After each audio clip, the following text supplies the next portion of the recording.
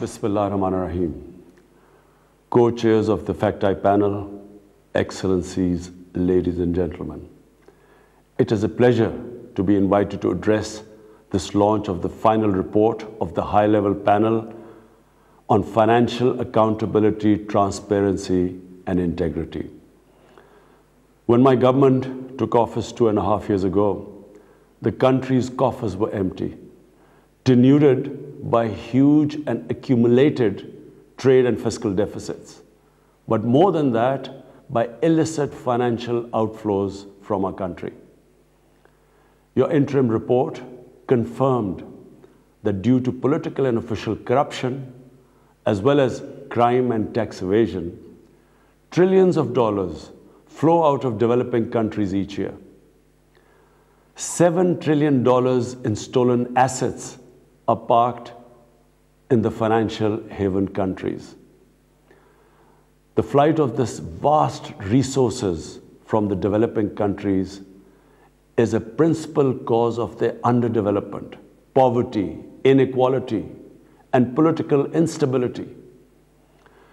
During the consideration of the interim report in September last year, I had suggested several global policy actions, including immediate return of stolen assets, penalties on the financial institutions, lawyers and accountants, and other enablers of corruption, crime, and tax evasion, disclosure on the beneficial ownership of companies, a global minimum corporate tax, fair digital taxation, review and revision of unequal investment treaties, and a coherent mechanism for monitoring illicit financial flows set up under the United Nations. I'm glad that these proposals have been reflected in the final report of the panel. As the FACTI report states, this is a systemic problem embedded within the international financial architecture.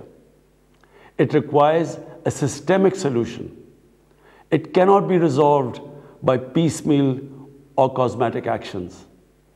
The magnitude of the illicit financial flows is staggering. If recovered and returned, they can have a transformational impact on the development prospects of the developing countries.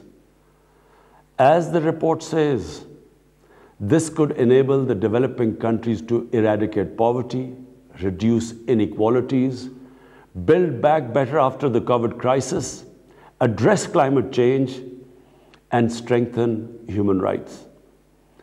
I endorse the 3-point plan proposed by the panel.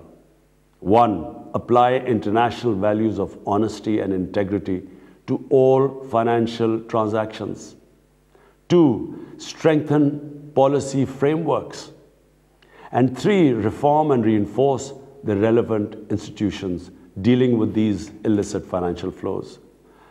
These responses could form a part of Global Pact for Financial Integrity.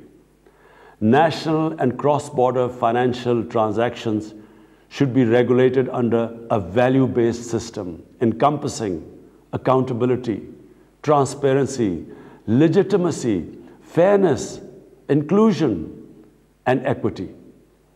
These values should be reflected in all national and international financial instruments, institutions, and transactions, and particularly in those bodies which address illicit financial flows. All such activities should conform to rules and standards that are compatible with and contribute to sustainable development. And global financial governance must improve. Policies on illicit flows must be implemented in a coordinated and coherent way by national and international institutions and bodies. International bodies dealing with tax matters, corruption, and illicit financing should be inclusive and representative. They should not be used as an instruments of pressure and coercion against developing countries. A global forum under the United Nations should coordinate all bodies dealing with technical, legal, and political aspects of illicit financial flows.